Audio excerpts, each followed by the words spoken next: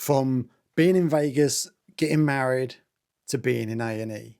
And I just wanted to jump on and give you an insight and just explain what actually happened.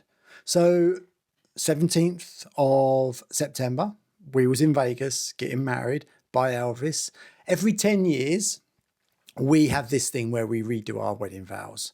And this was our 20-year wedding anniversary. So we wanted it to be as cheesy as possible. We decided to go to Vegas, get married by Elvis in our Wonder Woman and Superman outfits. I couldn't have wished for a better week away. But when we got back, things decided to take a turn for the worst. I ended up in A&E. And we'd only been home 4 days when things started to turn. I was in the gym, was it Thursday night?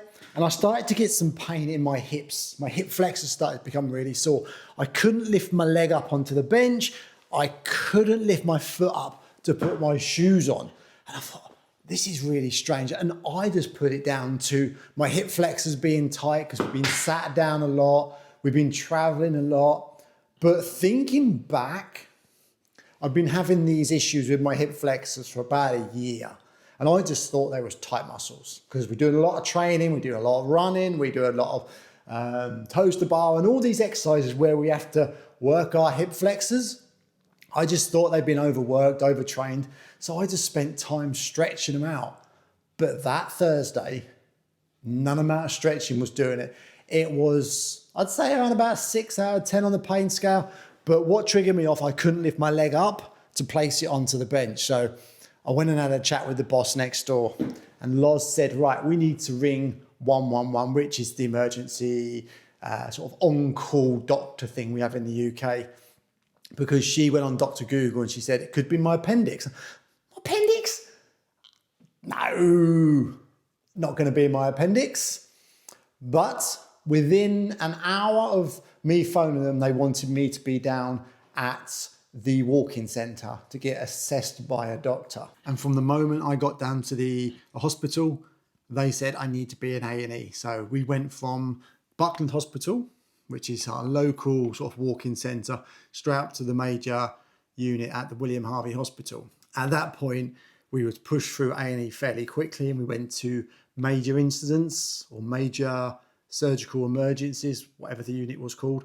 And they did another assessment, done a CT scan on me and said, yes, we are 99% sure your appendix is about to rupture and you need to be under the knife. But they didn't say I had to be in there then. They gave me time because they didn't have a bed for us. So I went home, got a fairly good night's sleep, shall we say. And by 4 o'clock, that pain from about 6, 7 out of 10, we were touching 8 and 9s now. And if you know me, I'd say I got a fairly high pain threshold because I have had so many surgeries. It's unreal. And this was super, super tight. So we was back up at the hospital at 4 o'clock in the morning, back into the medical emergency unit, and they were prepping me to get under the knife. So it was 4 o'clock on Friday afternoon now. So you can see how quickly this has happened.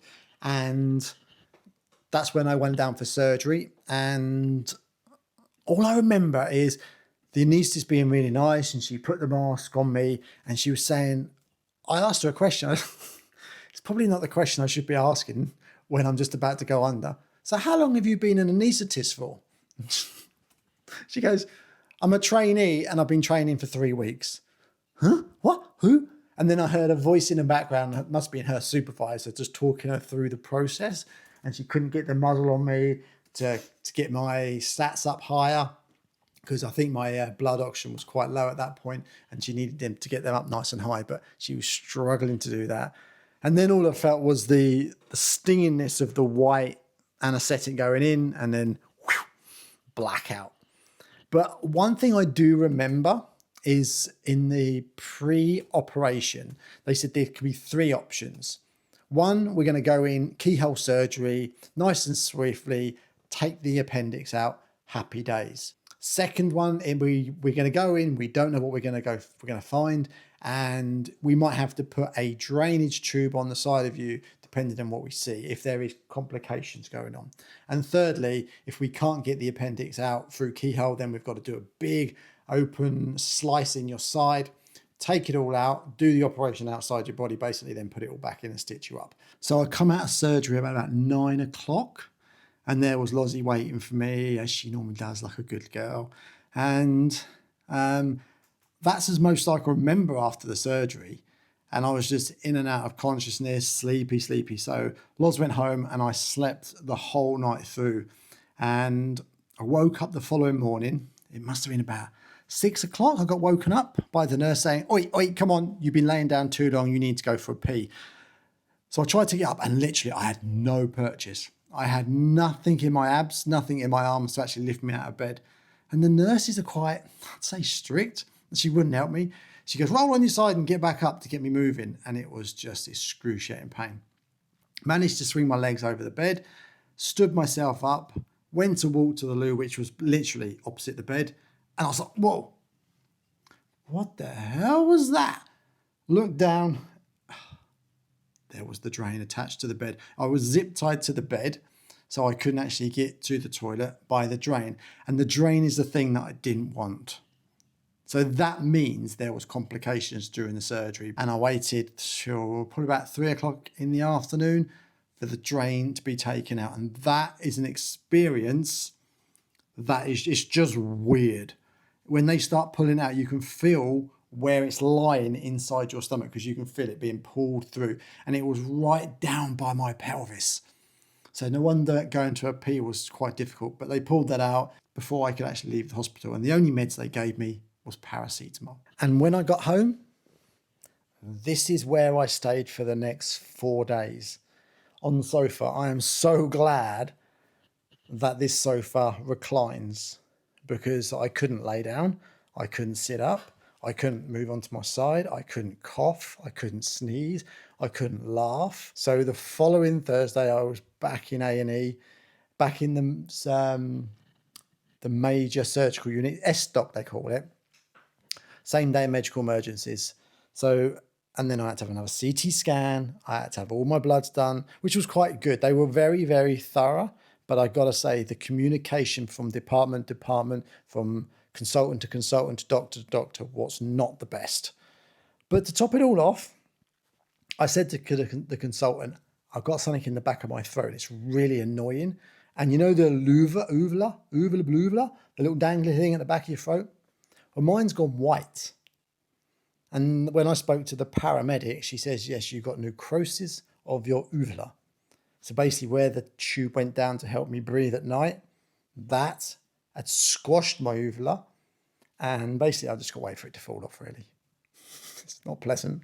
So you may be asking, how do we cope with all of this uncertainty throughout the last couple of weeks? And it was literally, let's just see what happens in the next 5 minutes. Let's just see what happens in the next 5 minutes. Let's see what happens in the next 5 minutes. And we broke it down into really small chunks so we could just manage every moment that we could manage. Because a lot of the time it's just waiting around for doctors to come around to give you some answers, to give you some information, and they are so few and far between. So we just took our time. We knew we was in for the long ride, and it was just taking each minute as it comes. And now I must say I'm on the road to recovery. You can hear my voice is probably a little bit scratchy, a little bit raspy, but that is just because of the uvula, whatever you want to call it. And it's just all the time. But I'm sure that will heal itself as time goes on. So that is just what's been going on in our lives over the last 2 weeks since we got remarried in Vegas to me being rushed into A&E. But things are all on the mend. I just can't wait to get back in the gym. Can't wait to get back training. And oh yeah, by the way, I lost a stone. I lost a stone. Not a way to lose weight, Barry. No, but yes, everything is mending as it should be. So thanks for watching. Please hit that subscribe button and we will see you on the next one.